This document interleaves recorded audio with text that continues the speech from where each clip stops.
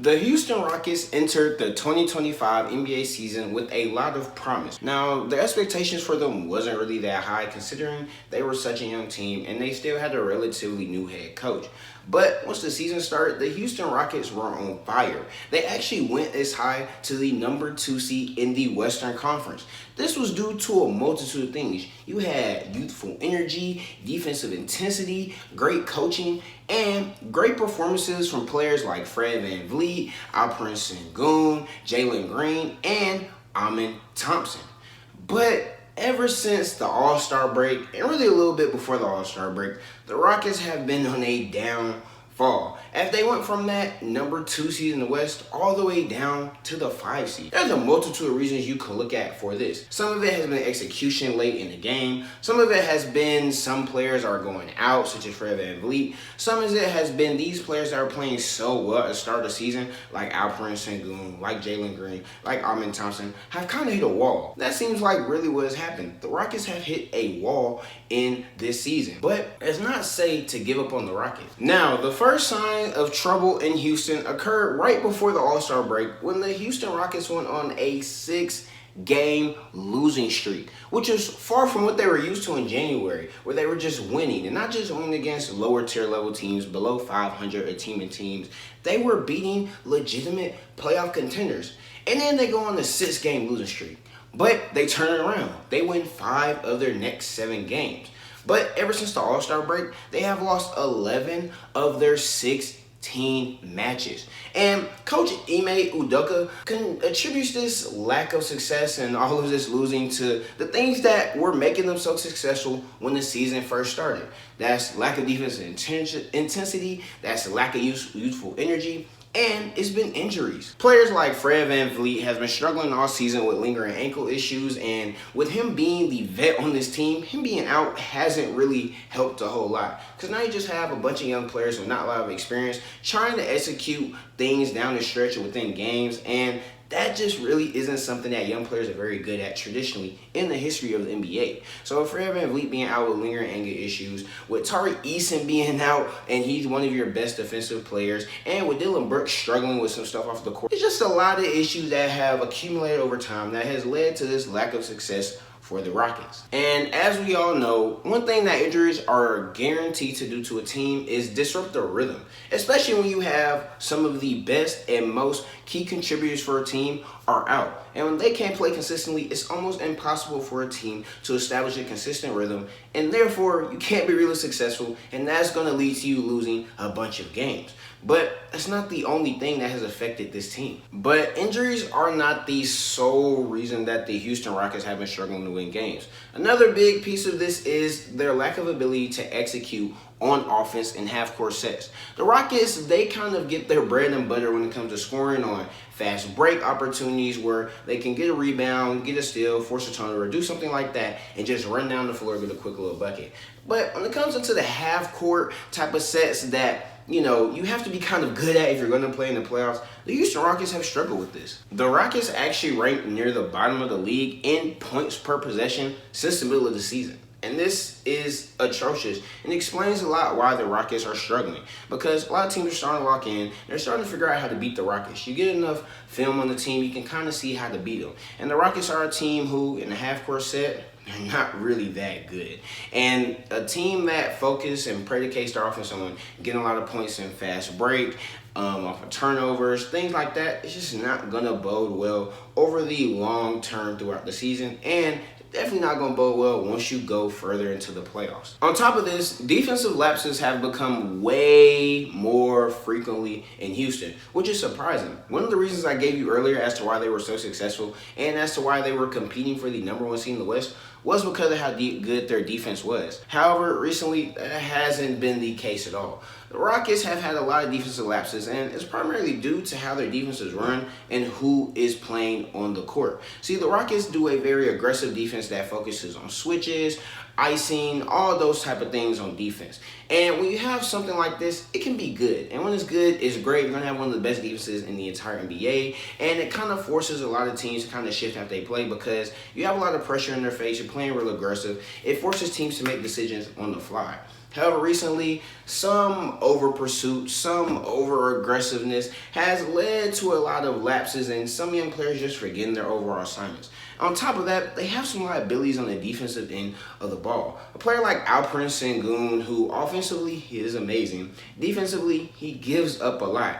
Just because his feet are slow, he isn't really that good in the post, and when you have to put him up against the better big men in the league like Anthony Davis, Nikola Jokic, it doesn't look good. Case in point, look to see what Anthony Davis did to him a couple weeks back in his first game in the Mavericks jersey. Now, one could say a fix to this is to make moves, but the Rockets didn't make any moves at the trade deadline to bring anybody in. And some people would say this might have been a miscalculation. This might have been a lapse in judgment for Rafael Stone and the rest of that front office. I don't agree with that, though. The Rockets, they have a young team, and they have veterans on that team such as Fred VanVleet, Dylan Brooks. They have a great head coach, Ime Udoka. Don't make a last-minute decision that could affect your franchise years down the line just because you have some temporary bumps in the road. You have a young team, one of the youngest teams and youngest cores in the entire NBA. But you have one of the best young cores in the NBA and one of the best teams in the league. So you just have to be patient. Realistically, the Rockets are not going to win the championship this year. And if they really want to make moves, why don't you give them some time, see how the team performs for the rest of the season, and see what they look like by the time the offseason comes to see what moves you truly need to make. But I get the sentiment behind it. When you struggle to score points offensively in a half-court set, when you've had issues defensively, a lot of it, in my opinion, due being to how young your team is, and you have players like Alperen Şengün who hasn't been able to elevate the team, a player like Jalen Green who, although he has been an Iron Man this season and has played in every single game, still struggles to be consistent. He has great scoring outbursts, and his raw athleticism makes him a very exciting player to watch. But in a full 48-minute game, he has some highs, but he also has some really low lows, and he just isn't as consistent as you want for somebody like him to be. So I get the sentiment for trying to look for another player to come and help this team. On top of that, a player like Amen Thompson, who, in my opinion, I am very sure will be a superstar and a top player in the league one day, has cooled off recently than the hot streak he was on earlier in the season. So, while this roster is extremely talented, they do lack that firepower and that experience that you would want for a team that you would look at and say they're going to go deep in the playoffs. Now, then one could ask, are there some coaching adjustments that could be needed from Ime Udoka and his staff? Ime Udoka, we know, he runs a very defensive-oriented type of team. His team predicates on being really good defensively, and that leaves it to where offensively he can be kind of lackluster in all the schemes that he draws up. We've seen this in Boston to where they're a very good defensive-oriented team, but you still needed someone like Joe Mazzulla or in some other coaches to kind of help him on the offensive end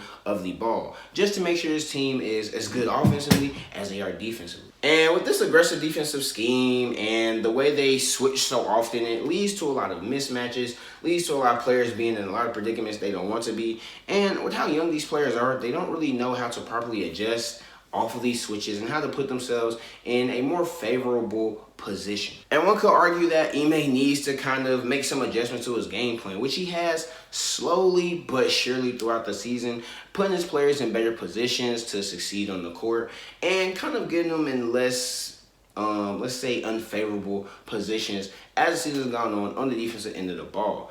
But offensively, they still have a very stagnant offense. It's one that's very isolation heavy. Fred VanVleet will get the ball, do what you gotta do. Jalen Green, same thing. Amen Thompson, same thing. And although these players are very good with the ball in their hands, isolation heavy offense is not one that's going to work in the NBA, and it's honestly one that has really never worked in recent history. Unless you can think about the Golden State Warriors of the late 2010s, even they had a very motion-heavy offense. Of course, you had times where KD would get the ball, Steph would get the ball, even Clay would get the ball, and they would just go to work. They were never a team that just sat pat and was ISO-heavy. However, that's exactly what this Houston Rockets team is, and they don't have a level of playmaker that can capitalize off this. Fred VanVleet has struggled to make decisions with the ball in his hands when it comes to dishing the ball out and just making a play other than one for himself. And we've seen that affect them later in the game. But he's not the only one. Same thing with Jalen Green, same thing with Amen Thompson, especially with Amen Thompson's struggles as a shooter. With all of that being said, though, the Houston Rockets are still in a pretty favorable position. They're still going to make the playoffs, and they're still relatively young. So I don't think that you should look to making a big move for a big name star. However, if they wanted to, they definitely have the pieces with Alperen Şengün, Jalen Green, and some picks.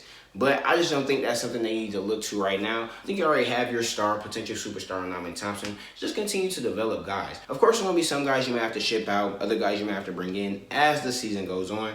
And you probably need to find some better players to fit this scheme that Ime Udoka needs to run. And they're definitely going to add to that coaching staff and find a coach that's more offensively oriented to kind of offset Ime's more defensive mindset and approach to the game. But I don't think you go out this offseason. Of course you can. There are players who will be available this offseason, like a Kevin Durant and a Trae Young, that if you really feel like you need somebody, you can go get them. You have the assets to get a superstar. I don't think you need to rush it and give up too much of your team to do so. And of course, you already have young players, but this team is still young enough to where you can still draft other pieces. And who knows, you can get in those later rounds, those more experienced college guys who stayed 3 or 4 years in college to where they can be and develop and contribute to this team sooner rather than later. Now, all this being said, the Rockets have not been a failure this season. Regardless of how the season goes, whether it's a first round exit, whether it's a conference finals exit, no matter how the season goes, the Rockets have had a phenomenal season. This is not a failure by any means. I'm just pointing out in this video some of the problems that are going to come in the future and that reason why they have been experiencing these struggles in the recent history of this season. But these are just my opinions on the whole issue on the Rockets. I love the Rockets. They're one of my favorite teams to watch in the NBA. And I think they're going to be amazing and be legit championship contenders very soon. Sooner rather than later. It's just that right now, they're just not there. But for you all watching this video, let me know what you think in the comments, whether you're a Rockets fan, NBA fan. Let me know how you feel in the comments about the Houston Rockets this season. And if you enjoyed this video, make sure you leave a like and subscribe to the channel. But that's all I have. And until next time, peace.